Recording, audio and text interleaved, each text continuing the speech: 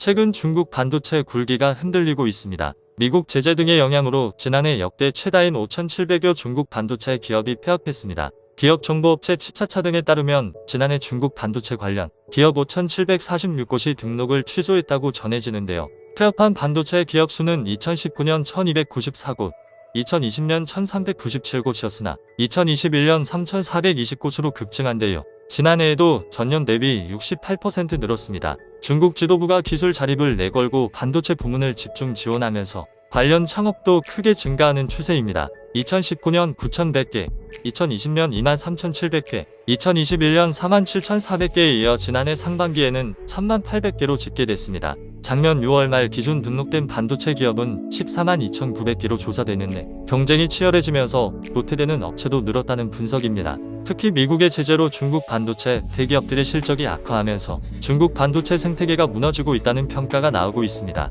반도체 산업은 크게 설계 전문업체와 스탁 생산, 소재 장비, 소프트웨어 등 기타 부문으로 나뉩니다. 이 중에서 대규모 투자가 필요한 파운드리는 숫자 측면에선 전체의 1% 안팎인데요. 소자본 창업이 가능한 팹리스가 65%로 가장 많고 소재 장비도 20%가량을 차지하고 있습니다. 중국 최대 파운드리인 중신거즈는 미국의 수출 규제 등의 요인으로 작년 4분기 매출이 전분기보다 15% 감소했습니다. 올 1분기 매출도 작년 4분기에 비해 10에서 12% 감소할 것으로 전망했습니다. 이처럼 중국 최대 메모리 반도체 회사 창장 춘추는 미 상무부의 수출 통제 리스트에 오른 지 한 달 만에 인력 10%를 감축하고 신공장 건설을 보류했습니다. 이뿐만 아니라 한때 미국의 샌디스크 인수까지 추진했던 중국 메모리 반도체 기업 칭화이오니 그룹이 파산 절차에 돌입하는 것으로 확인되었습니다.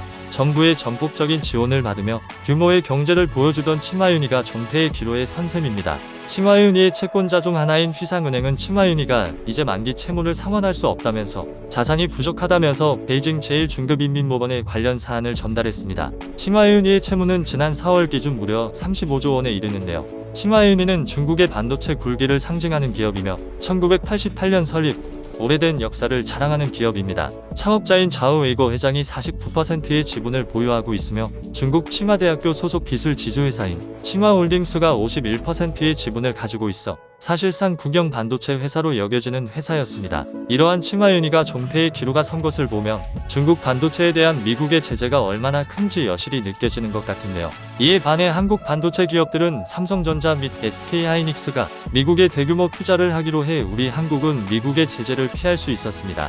그렇기에 중국은 당분간 한국에게 의존을 해야 할 것으로 보여지는데요. 중국 입장에서는 지금 당장 한국 반도체 기업에 손을 놓을 경우 반도체 수급에 대안이 없기 때문입니다. 구글의 전 CEO인 에릭 슈미트는 니온게이자이 신문과의 인터뷰에서 중국은 당분간 삼성전자와 TSMC로부터 반도체를 받을 수밖에 없을 것이라 말하기도 했습니다. 이와 같이 중국 반도체 굴기의 위기는 우리에게 있어서는 호재라고 할 수 있는데요.